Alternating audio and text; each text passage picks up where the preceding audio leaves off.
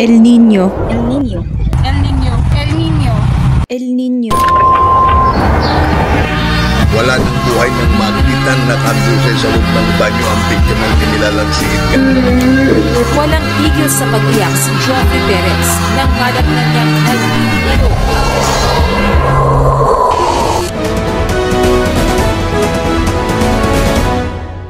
Philippines is now experiencing dangerously high temperatures with several provinces, especially in Pangasinan, feeling the intense effects of the rising heat index. According to Pag-asa, this extreme heat is an early warning sign of the approaching El Niño, which is expected to bring prolonged dry spells and higher than normal temperatures in the coming months.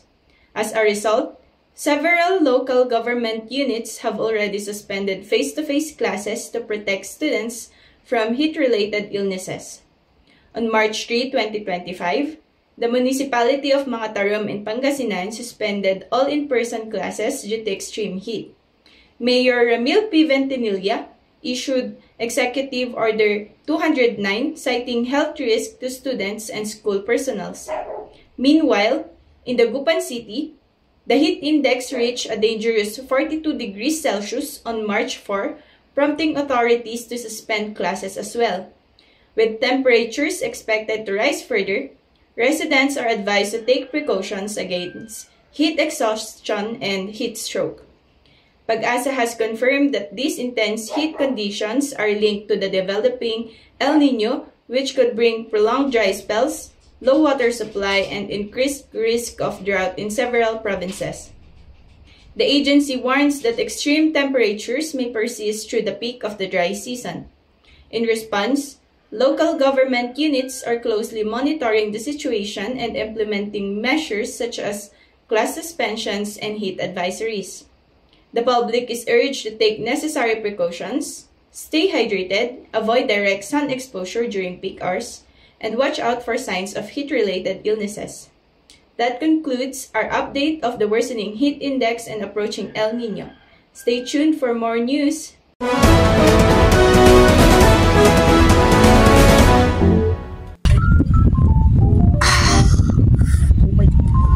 Hi guys! Welcome to our vlog! A day in the life of a nursing students. Hi! Kalimang buhay ko. Uy guys, malapit na lang examination natin. Oo, tas puro pa tayo duty. Nauubos na pera natin sa kababayan ng taxi papuntang ospital. Nakabayad na ba kayo? Hindi ba? Wala sa kanyang pagbayad. Ayaw. Ay hala, ate, hindi rin. Saan kaya ako mag-out? Ako din. Tinawagan ko si na mama kahapon. Tapos, tinanong ko kung may bibigay pa sila pag mayroon ng tuition. Sabi ni mama, wala daw tumubo sa mga pananim nila kasi tulog ng El Niño. So, walang konti yung tubig, hindi na diligan ng maayos yung mga pananim. Walang tumubo. Wala silang pagpupunan ng pera kung kaya ng tuition. Ay, nako sis, hindi ka nag-iisa, promise. Oh my goodness, this life talaga naman. Oh, nagsabay-sabay na. Oo. Pati yung klima talaga nakikisabay, no? Ang init. Kaya, grabe. Parang may heat stroke nito. Kaya nga. Baka may alam ko yung pag-applyan ng scholarship or kaya pwedeng pagtrabahuan para Oo, may part-time, no? para may kukuhanan tayo ng pera. Naret baka yung tita mo, parang pwede pala dun sa may sari-sari store nila. Ano? Puntahan na lang kaya natin. Sige, kami available mo. Sige. Init!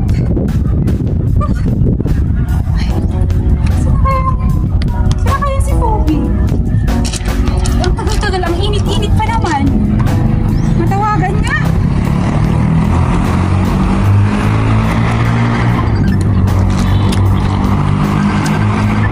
Yes, hello? Hello, Phoebe. Oh, Asan ka? sa bahay, Baki. Bahay? Oo! Nandito ako sa school. Inaantay kita sa harap ng library. Di ba may klase tayo mamaya? Wala. Uy sis, wala, hindi mo ba nakita yung post ng school? Ano yung Suspended. suspended? Bakit? Dahil sa heat index. Bakit hindi mo ba ramdam? Ang init ka eh. Oo, di ba? Baka mag-isa mo lang sa school, sis. Wala kang katao-tao. Oo, nandito ako sa bahay natutulog. Hindi nanonood ako. Grabe ang edit-edit. Buti sana kung sinend mo sana sa akin yung yung announcement. Hindi ka naman kasi nagbabasa ako, sis. Sorry. Sige, uwi na ako. Ang dami ko pang requirements sa gagawin. Bye. Nakapunta ka na ba sa Panagbanga Festival? Hindi pa ngayon.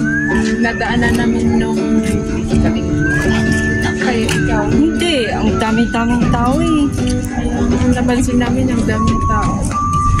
Balita ko may nahimatay daw doon. Napunta sa ER. Tapos nung nakarating ako galing duty, 7 to 3 kami, diba? Tapos alas 3, masyadong mainit doon. Pagkarating ko doon sa bahay, nagka-nosebleed ako. So ngayon, Okay naman.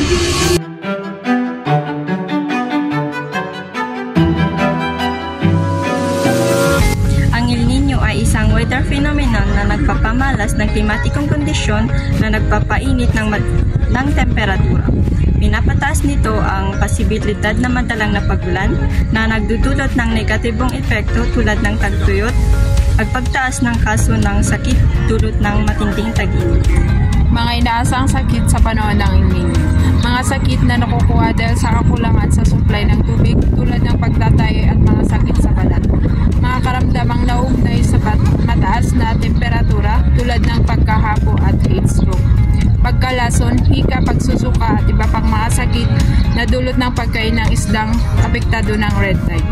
Cholera, typhoid fever at maging mga vector-borne diseases tulad ng dengue.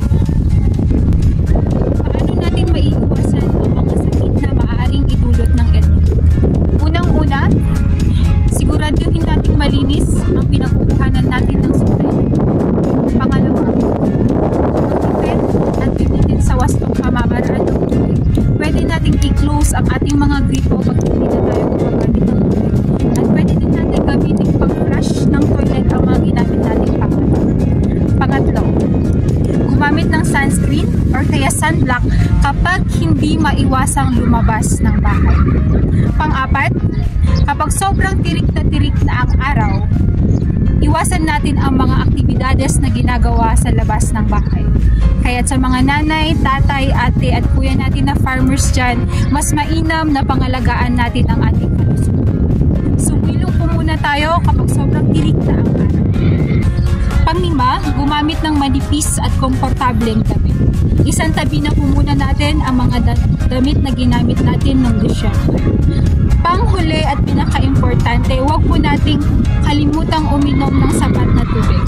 Stay well hydrated. Maliban sa kalusugan, nakakaapekto din ang pagtaas or ang mainit na panahon sa ating agrikultura at kalikasan.